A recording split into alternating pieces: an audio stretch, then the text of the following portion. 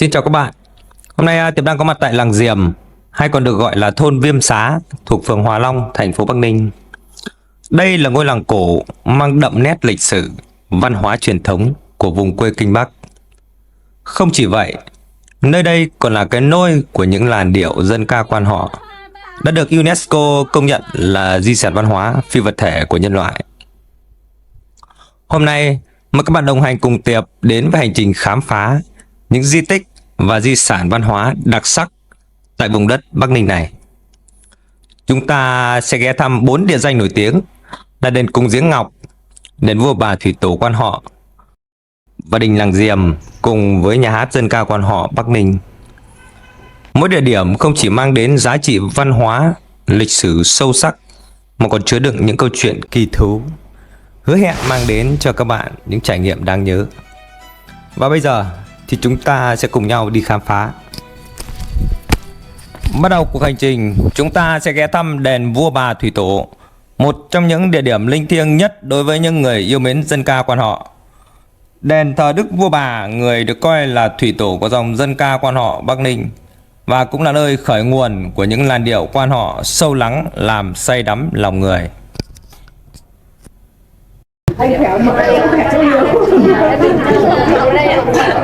Mời các anh chị đứng tập trung ở đây ạ. Các vị trí quý, hôm nay rất là vinh dự cho các anh chị chúng em được đón tiếp các anh từ nơi xa về thăm khu di tích của làng. Nơi chúng ta đứng đây là đền thờ Thủy Tổ Vua Bà, là nơi sản sinh ra những làn điệu dân ca quan họ đầu tiên. Vâng, người là con gái của vua Hùng. Khi đến tuổi cập kê thì nhà vua mở hội 3 ngày để kén về. Đến ngày thứ 3 thì có một chàng trai được lục quả cầu. Vua Bà đã không ưng thuận mối lương duyên đó và đã xin phép vua cha cho mang theo 49 tùy tùng, vừa nam vừa nữ, vừa người vừa ngựa. Thì khi đoàn người vừa ra khỏi cổng thành thì bị một cơn phong vũ cuốn lên trời và giáng hạ xuống nơi đây. Người thấy nơi đây phong cảnh sơn thủy hữu tình nên đã lập trang ấp tại đây và đặt cho tên của làng này là ấp Viêm Trang. Và sau đó là cứ mỗi một việc làm là bà lại sáng tác ra một làn điệu dân ca quan họ. Sau đó là bà dựng vợ gả chồng cho 49 làng quan họ kia thành 49 làng quan họ. Vâng, tức là nếu nói về dân ca quan họ thì như chúng em ở đây là cứ thường xuyên hàng năm vào ngày 6 tháng 2 là ngày giỗ của vua bà, thì là chúng em sẽ phải tái hiện lại cái màn vua bà tung cầu. Tung cầu là khi bà đã chọn 3 cái quả cầu kén rễ mà để tung cầu để cho dân làng, cầu mưa cho dân làng được mưa thuận gió hòa. Thì cứ theo cái phong lệ là bao giờ bên đông phải cướp được 2 quả, để bên tây chỉ được 1 quả thôi, thì là lúc hôm năm đó thì là mưa thuận gió hòa, là dân làng được mùa. Và nếu còn nói về một canh quan họ thì nó chia làm 3 chặng hát. Chặng hát thứ nhất là gồm có chặng đón tiếp, tức là chặng chúng em sẽ đón các quý khách và mời đức mời chầu. Thế chặng thứ hai người ta gọi là chặng lề lối, và chặng thứ hai đó là chặng giọng vặt, hoặc là người ta gọi là giọng lá. Ta có thể hát tất cả các thể loại, lên núi xuống sông, vào đình vào đền, như người quan họ chúng em nói là như vậy. Vâng, và đến chặng thứ 3 là chặng giá bạn, chia tay cử người đi. Vâng, đó là cái nội dung của sự tích của vua bà. Vâng. Xin mời các anh. Chúng em này, chúng em ở đây mà chúng em nếu mà ai mà đi chơi quan họ thì trước tiên là phải học Tim Phèo Cánh Phượng, rồi xong mới được vào ngồi hát canh với đát ạ. Vâng, đây có rất là đẹp nhé, có cả cái vỏ này. Vâng ạ. Đá trầu, nhưng mà em không mời là có vui. Có trong ấy em có vui hết rồi. Trong này có vui. Vâng ạ. Bây giờ các anh mà ăn thì các anh đêm các chị tên đẹp quá thì ngại không dám ăn. Bình thường. Thưa các anh các chị là chị em chúng em thì là quan họ làng ạ, cây nhà lá vườn ạ. Vâng, thì chúng em xin được ca một cái câu ca là cái lề lối đi chơi của người quan họ là nếu là trai liền anh đi chơi quan họ thì phải chơi cho lửa đất long rời mới gọi là trai ạ. Vâng, thế còn con đàn bà là các chị hai chúng em thì đi chơi thì chơi cho nước Hán sang Hồ, nước Tần sang Sử, nước Ngô sang Lào, chơi cho 9 trận mưa rào, 100 trái núi lọt vào chôn kim, chơi cho bong bóng phải chìm, đá bia thì nổi gõ lim mập mờ, và chơi cho con ốc mọc sừng, con lươn có vảy thì chị em chúng em mới ngừng đi chơi ạ.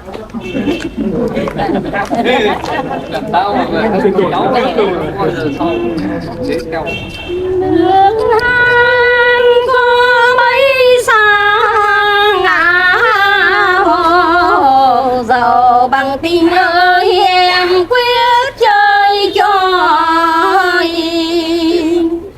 nước Hàn có mấy sang hồ, nước Tần đi tăng tình sang sới, nước Tần đi tăng tình sang sới, để nước ngô sang Lào, giàu bằng tình ơi em quyết chơi cho chim đi chẳng có mây mưa vào, giàu bằng tình ơi em quyết chơi cho chim đi chẳng có mây mưa vào. 108 tình trai núi, 108 tình trai núi, để lọt vào chốn tim, giàu bằng tình ơi em quyết chơi cho bằng ly bóng có mây phai chìm, giàu bằng tình ơi em quyết chơi cho bằng ly bóng có mây phai chìm. Đã bia tang tình thì nói, đã bia tang tình thì nói, để gõ lim mập mờ, giàu bằng tình ơi em quyết chơi cho con ốc có mây mọc sừng, giàu bằng tình ơi em quyết chơi cho con ốc có mây mọc sừng. Con bia đang tình có vậy, con lươn tang tình có vậy, để mới ngừng đi chơi, giàu bằng tình ơi em quyết đi chơi.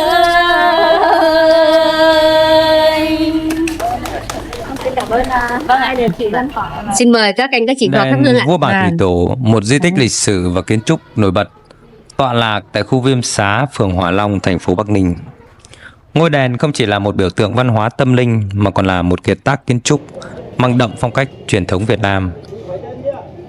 Đền Vua Bà là nơi thờ vị thủy tổ quan họ, người sáng lập và phát triển làn điệu quan họ truyền thống của Bắc Ninh. Đền được xây dựng từ thời Lê và qua nhiều lần tôn tạo, được công nhận là di tích lịch sử cấp quốc gia năm 1994. Hàng năm, vào ngày mùng 6 và mùng 7 tháng 2, lễ hội lớn được tổ chức tại đây, thu hút đông đảo khách thập phương và người dân, giúp bảo tồn và phát huy giá trị di sản văn hóa phi vật thể này. Kiến trúc của đền Vua Bà thể hiện rõ rệt phong cách truyền thống Việt Nam. Ngôi đền được xây dựng theo kiểu chữ đinh, bao gồm hai tòa chính, đại bái và hậu cung. Đây là phần chính của ngôi đền với 3 gian 2 trái và mái lợp ngói truyền thống. Đặc biệt, phần mái có đôi rồng trầu tinh xảo trên đỉnh bờ ốc, biểu trưng cho sự trang nghiêm và thịnh vượng. Tòa hậu cung, tòa này bao gồm 2 gian được xây dựng song song với tòa đại bái. Đặc biệt, vào năm 2018, tòa hậu cung đã được trùng tu nhân dịp kỷ niệm 10 năm dân ca quan họ Bắc Ninh được UNESCO công nhận. Việc trùng tu không chỉ làm mới công trình mà còn tôn vinh di sản văn hóa phi vật thể quý giá này. Đền Vua Bà được thiết kế với sự hòa hợp hoàn hảo với cảnh quan thiên nhiên xung quanh. Các chất liệu truyền thống như gỗ và ngói được sử dụng, tạo nên một không gian trang nghiêm và thanh bình. Bố cục của đền gọn gàng chặt chẽ, phản ánh sự tinh tế và công phu trong thiết kế của các nghệ nhân xưa. Như vậy, đền Vua Bà không chỉ là một địa điểm linh thiêng mà còn là một minh chứng sống động cho vẻ đẹp và sự tinh túy của kiến trúc truyền thống Việt Nam. Quý vị đã cùng tôi khám phá và hy vọng rằng chúng ta sẽ tiếp tục giữ gìn và phát huy những giá trị văn hóa quý báu này cho các thế hệ mai sau. Theo như chia sẻ của cán bộ văn hóa thôn, tôi tìm đến cổng làng Diềm. Từ xa như các bạn đang thấy đấy, cổng làng mang đậm dấu ấn của kiến trúc cổ với những nét phong trần, cổ kính. Được xây dựng theo lối tam môn, cổng làng thể hiện sự phân chia rõ ràng với lối đi chính rộng rãi và hai lối phụ nhỏ hơn ở hai bên, tạo nên một tổng thể kiến trúc cân đối và hài hòa. Dấu tích thời gian thể hiện rõ trên từng viên gạch, từng lớp rêu phong phủ kín, làm nổi bật vẻ đẹp hoài cổ của cổng làng. Những mảng tường đã ngả màu với những vết nứt mòn do thời gian, gợi lên cảm giác về một di sản trường tồn qua bao thăng trầm của lịch sử. Phía trên cổng, dòng chữ Hán Vãng du hữu lợi không chỉ là một lời chào mừng mà còn là mang đậm ý nghĩa văn hóa, thể hiện lòng hiếu khách và sự hào phóng của người dân làng Diềm. Cổng làng không chỉ là lối vào mà còn là biểu tượng văn hóa, ghi dấu bao sự kiện lịch sử, là nơi chứng kiến biết bao câu chuyện của người dân qua các thế hệ. Những bóng cây cổ thụ bao quanh cổng làng tạo nên không gian yên bình và thanh tịnh, khiến nơi đây như một mảnh ghép từ quá khứ được bảo tồn nguyên vẹn giữa dòng chảy của hiện đại. Cổng làng Diềm không chỉ là một công trình kiến trúc mà còn là một biểu tượng tinh thần, nơi lưu giữ những ký ức và niềm tự hào của bao thế hệ người dân nơi đây.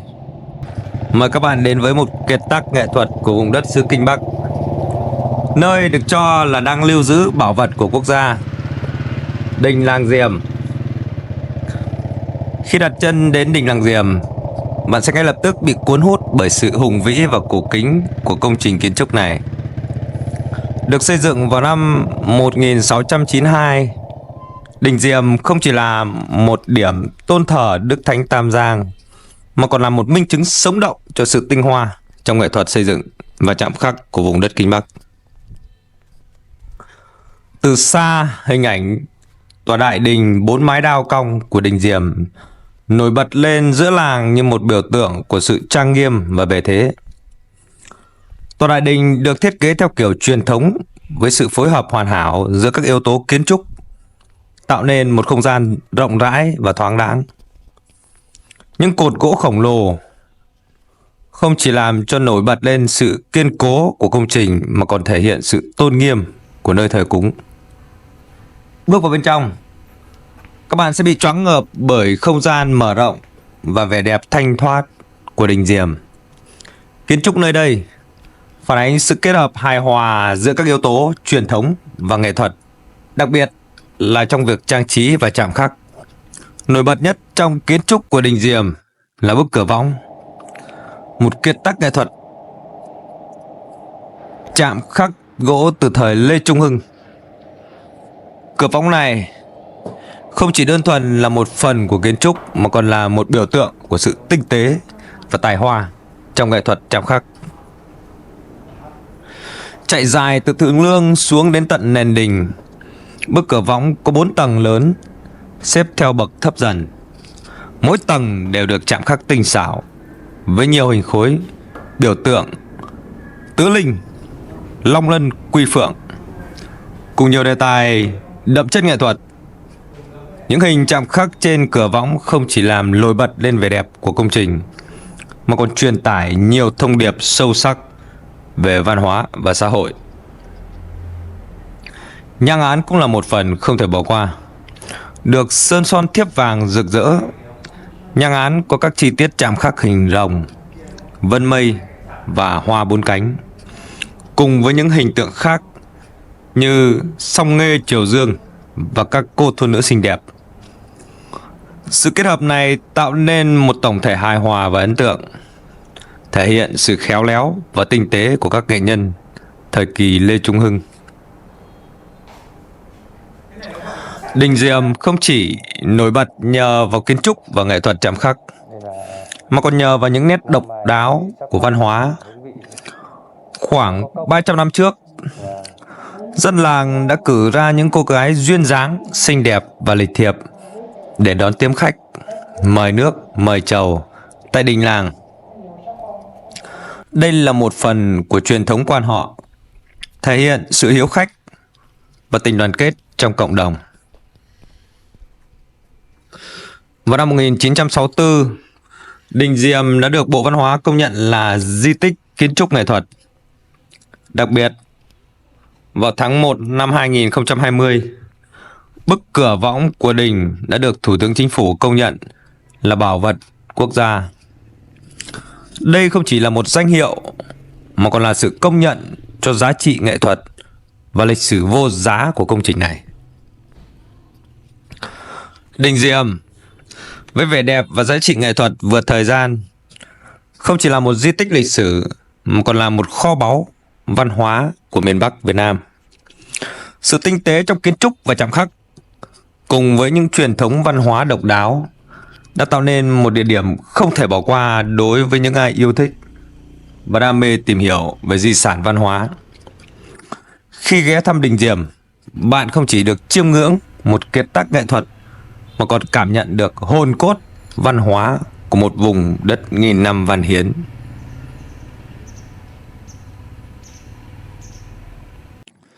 Dù ai đi lễ bốn phương không bằng linh hiển thắp hương đền cùng.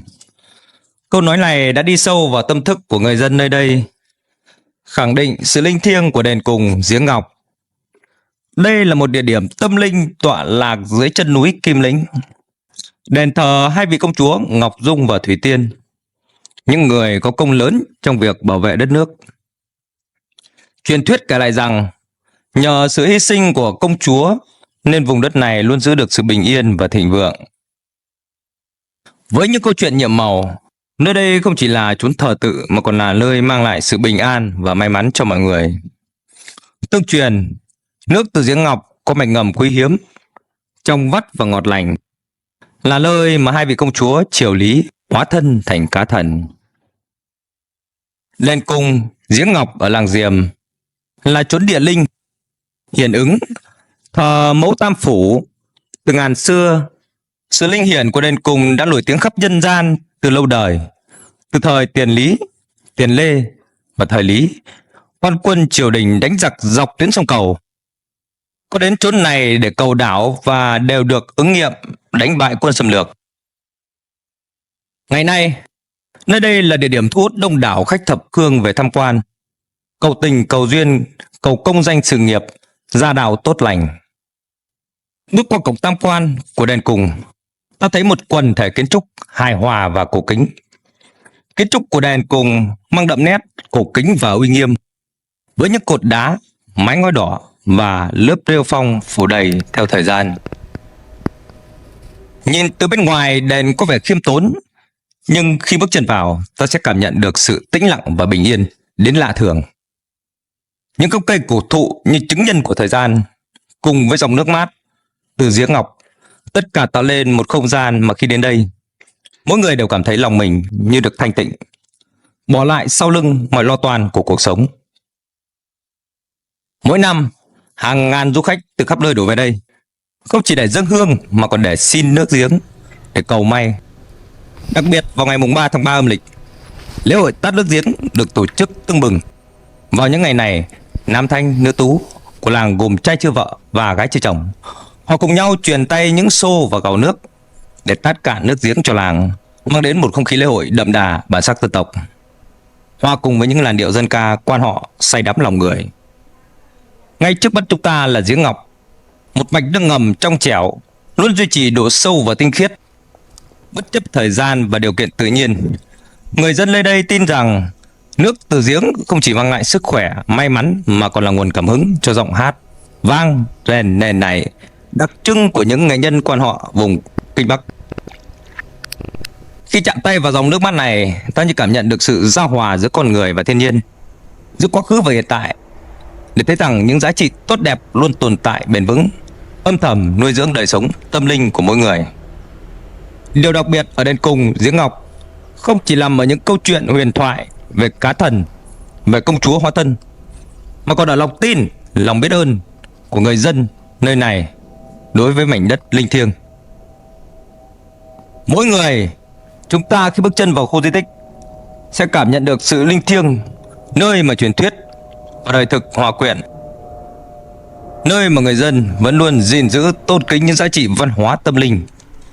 Trong khuôn viên di tích, những nhà chòi cổ cột bằng đá lợp mái ngói nam như đưa du khách trở về làng quê thuần Việt xưa. Quý vị hãy thử lắng nghe âm vang của làn điệu dân ca quan họ hòa trong không gian cổ kính của đền Cùng Giếng Ngọc. Những giai điệu ngọt ngào ấy như vẽ lên một bức tranh sống động về mảnh đất Kinh Bắc, nơi mà văn hóa và truyền thống được lưu giữ trọn vẹn, không chỉ qua lời ca, tiếng hát, mà còn qua từng giọt nước, từng viên gạch, từng những câu chuyện. Tiếp tục cuộc hành trình, chúng ta sẽ ghé thăm nhà hát dân ca quan họ Bắc Ninh, được thành lập vào ngày 20 tháng 1 năm 1969. Đoàn dân ca quan họ Bắc Ninh và nâng cấp thành nhà hát vào ngày 30 tháng 9 năm 2011. Nhà hát đã có những đóng góp to lớn trong việc sưu tầm, nghiên cứu, bảo tồn và phát huy giá trị của dân ca quan họ. Trải qua nhiều năm hình thành và phát triển, nhà hát đã đạt được nhiều thành tích cao trong các kỳ hội thi, hội diễn chuyên nghiệp toàn quốc, với nhiều nghệ sĩ được phong tặng danh hiệu nghệ sĩ ưu tú và nghệ sĩ nhân dân. Nhà hát có nhiệm vụ biểu diễn nghệ thuật, sưu tầm, nghiên cứu, đào tạo và truyền dạy dân ca quan họ, phục vụ nhu cầu thưởng thức của nhân dân và bạn bè quốc tế. Với các bộ phận chuyên môn và hai đoàn nghệ thuật, nhà hát không chỉ là nơi lưu giữ di sản văn hóa mà còn là điểm đến hấp dẫn để trải nghiệm và học hỏi về nghệ thuật dân ca quan họ. Hãy để hành trình khám phá này mở ra những trải nghiệm văn hóa phong phú và sâu sắc, giúp bạn hiểu hơn về di sản văn hóa độc đáo của Bắc Ninh và vẻ đẹp nghệ thuật của dân ca quan họ. Theo chân đoàn cụm thi đua số 2 của Bộ Giáo dục Đào tạo, tôi mời các bạn cùng đến với nhà hát dân ca quan họ Bắc Ninh để chứng kiến các nghệ sĩ biểu diễn và được nghe những giai điệu ca từ ngọt ngào và sâu lắng. Vâng, xin được đầu nhiệt chào đón các vị đại biểu khách quý đến từ cụm thi đua số 2 của Bộ Giáo dục đã về thăm nhà hát dân ca quan họ Bắc Ninh ngày hôm nay. Kính thưa quý vị đại biểu khách quý, thật vui mừng cho các nghệ sĩ của nhà hát dân ca quan họ Bắc Ninh. Ngày hôm nay thì trân trọng gửi tới quý vị đại biểu khách quý chương trình nghệ thuật giới thiệu tiếng hát dân ca quan họ Bắc Ninh. Trước khi đến với chương trình nghệ thuật, cho phép ban hành xin được thay lời cho cán bộ nghệ sĩ nhân viên của nhà hát dân ca quan họ Bắc Ninh trân trọng gửi tới quý vị đại biểu khách quý lời chào trân trọng, lời chúc của người quan họ sở cầu nhân ý, sở nguyện cao tâm. Kính thưa quý vị, trong dòng chảy của nền văn minh sông Hồng, Kinh Bắc Bắc Ninh đã tạo nên một kho tàng những các di sản văn hóa đặc sắc, đặc biệt là dân ca quan họ Bắc Ninh đã được UNESCO ghi danh là di sản văn hóa phi vật thể đại diện của nhân loại, kết tinh và hội tụ cùng với nhiều loại hình nghệ thuật truyền thống. Sức hấp dẫn những làn điệu dân ca quan họ Bắc Ninh luôn ngọt ngào sâu lắng, khiến bao du khách đắm say vấn vương. Để mở đầu chương trình, xin mời quý vị cùng đến với bức tranh toàn cảnh của miền quê quan họ với bài hát Vui Bốn Mùa và cùng sân khấu trầu của người quan họ với phần thể hiện của quốc ca nam nữ.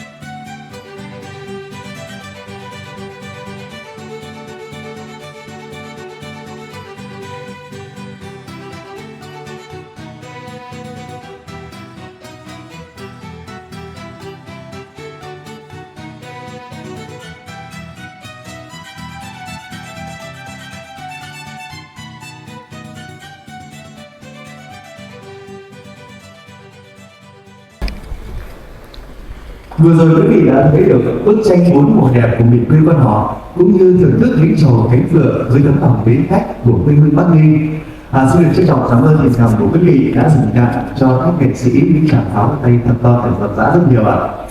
Kính thưa quý vị, từ lâu người xưa đã biết mượn những gì cao quý nhất của thiên nhiên, của đất trời để ví von với hình tượng đẹp của con người chúng ta. Nhất quế nhị lan, nhất sinh nhất lịch, khôn ngoan trong chiều. Người khôn ai chả nâng niu, hoa thơm ai chả chất chiu trên cành. Trồng cây xin chớ đốn chồi, yêu em xin chớ đứng bồi với ai. Xuân mất tái lai. Quý vị sẽ thấy được hình ảnh ví von đẹp cũng như lời khuyên ý nghĩa của người quan họ với bản mình qua bài hát Nhất quế nhị lan, hai giọng cao vàng của nhà hát dân ca quan họ Bắc Ninh, nghệ sĩ ưu tú Hồng Luyến, nghệ sĩ ưu tú Minh Thùy xin được trân trọng gửi tới quý vị.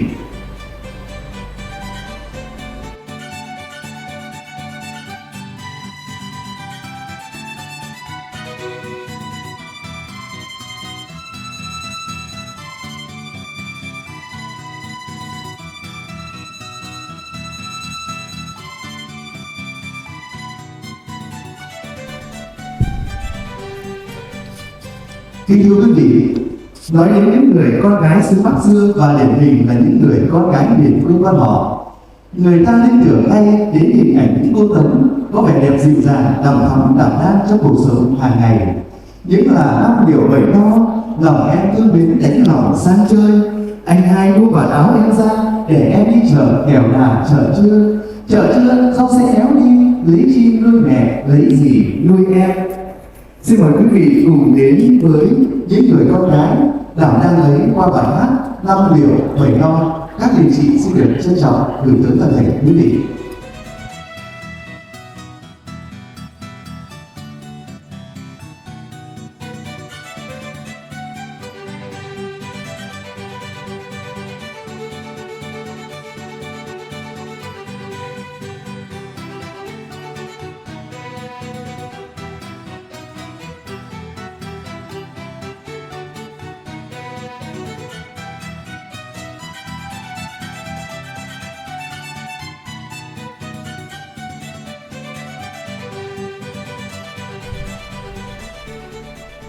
Kính thưa quý vị, người ơi đến với Bắc Ninh, nghe cô quan họ ấm tình quê hương, để rồi lòng mãi vấn thơ, nghe cô quan họ nước thơ rạng rào.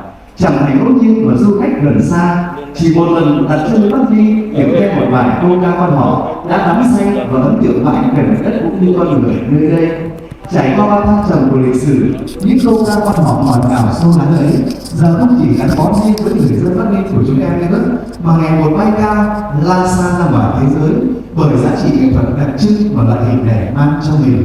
Và ngay sau đây, xin mời quý vị hãy dành tặng một tràng thật lớn cho sự phát triển và lan tỏa dân ca quan họ Bắc Ninh được không ạ? Vâng, cảm ơn quý vị rất nhiều ạ. Và tiếp tục chương trình, xin mời quý vị cùng đến với nỗi niềm khát khao được gặp bạn qua câu hát Tương Phùng Tương Mộ với phần thể hiện của hai nghệ sĩ Cúc Triệu và nghệ sĩ Khánh Hồng xin được trân trọng gửi tới quý vị.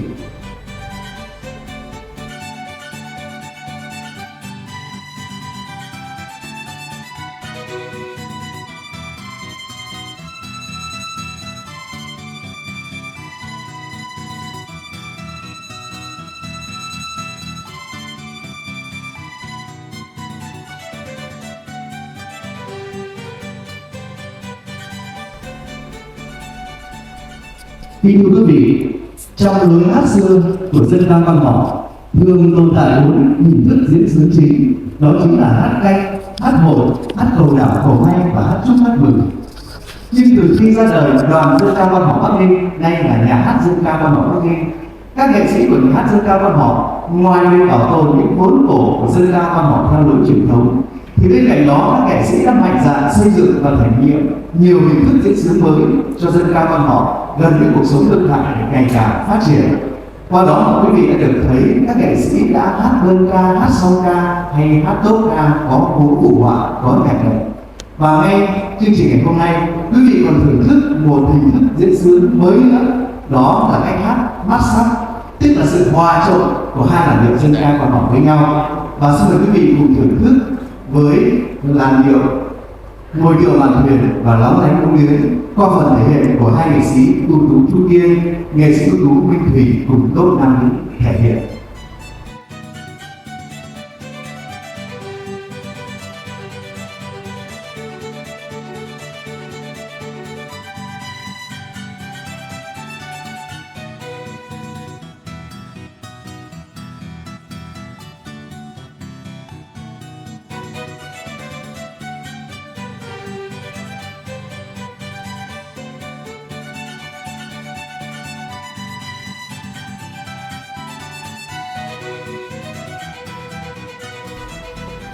Vâng, thưa quý vị, cứ mỗi một buổi hát như người quan họ với lối gọi xưa là canh hát, bây giờ thì không thể nói một buổi biểu diễn nhưng ngày xưa gọi là canh hát.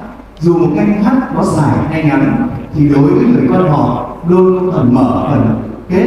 Và tiếp theo chương trình, xin mời quý vị cùng đến với nỗi niềm lưu luyến khi các điển anh điển chị chia tay qua câu hát Giáp vạn cổ truyền của người quan họ, người ở đừng về. Xin mời quý vị cùng thưởng thức.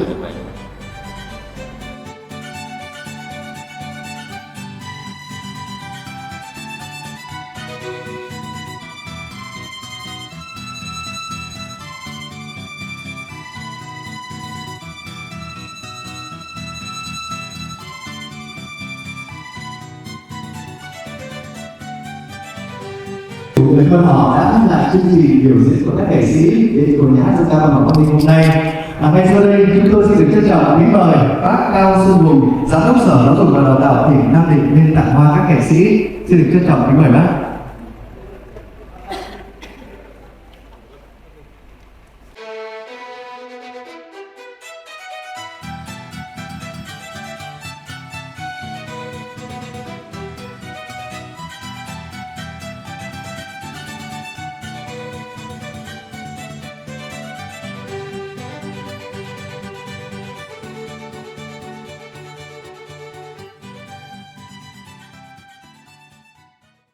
Thưa các nghệ sĩ, xin được thay mặt cho các sở giáo dục đào tạo của 8 tỉnh đưa số 2 của đào tạo, chúng tôi vô cùng xúc động và xin trân trọng cảm ơn các nghệ sĩ đã đem đến cho chúng tôi những làn điệu dân ca, những giọng ca đầy sâu lắng, chứa đựng ân tình mà lại còn giá diết ở các bài cuối. Thì kính chúc các nghệ sĩ luôn mạnh khỏe, sống nếp nghề, tiếp tục đóng góp để bảo tồn văn hóa của dân tộc nói chung và làm điệu dân ca quan họ Bắc Ninh nói riêng.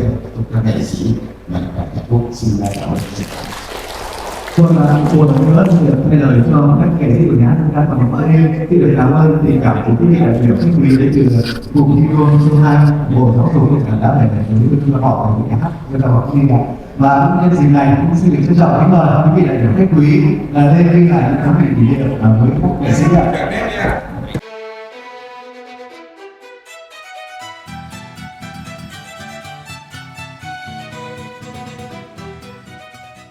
Em chụp nhá. 1, 2, 3. Kiểu nữa. 1, 2, 3. 1, 2, 3. Được rồi. Quý vị đại biểu khách quý luôn thật nhiều sức khỏe và thấy được nhiều thành công nữa, và hy vọng có nhiều dịp trở về với người dân văn họ, đặc biệt là đến với nhà hát dân ca văn họ sẽ được thưởng thức nhiều cái chương trình dài hơn và sẽ sâu lắng hơn ạ. Xin được cảm ơn các quý vị rất nhiều. Thưa quý vị và các bạn, hành trình của chúng ta đã khép lại tại nhà hát dân ca quan họ Bắc Ninh với giai điệu ngọt ngào, da diết được các liền anh liền chị cất lên. Người ơi người ở đừng về. Qua chuyến tham quan khám phá lần này, tôi tin rằng quý vị và các bạn đã có thêm nhiều hiểu biết và cảm nhận sâu sắc hơn về văn hóa, lịch sử và tín ngưỡng của vùng đất Bắc Ninh, nơi những giá trị truyền thống vẫn luôn được giữ gìn và phát huy. Mỗi di tích mà chúng ta vừa ghé thăm đều mang một câu chuyện riêng, nhưng tất cả đều góp phần làm nên bức tranh văn hóa đa dạng và phong phú của xứ Kinh Bắc. Tôi hy vọng rằng chuyến đi này để lại trong lòng quý vị và các bạn những ấn tượng tốt đẹp, và mong rằng quý vị và các bạn sẽ có thêm nhiều cơ hội để quay trở lại và khám phá thêm nhiều điều thú vị khác về vùng đất này. Và bây giờ xin cảm ơn quý vị và các bạn đã đồng hành cùng tôi ngày hôm nay. Chúc quý vị và các bạn sức khỏe và xin chào, hẹn gặp lại trong những hành trình khám phá tiếp theo.